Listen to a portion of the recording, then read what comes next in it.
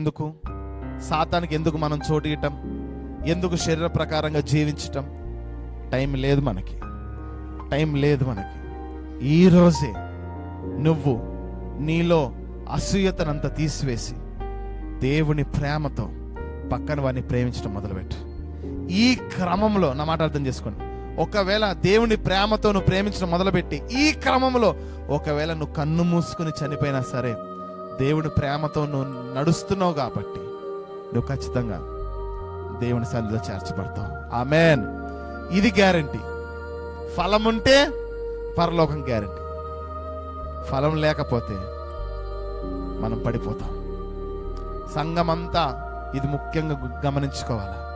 డబ్బు సంపాదిస్తే అది ఇక్కడే ఉంటుంది, కానీ మనం ఫలము సంపాదిస్తే ఆ ఫలము బట్టి మన పైన స్థలము, చోటు సిద్ధమవుతుంది.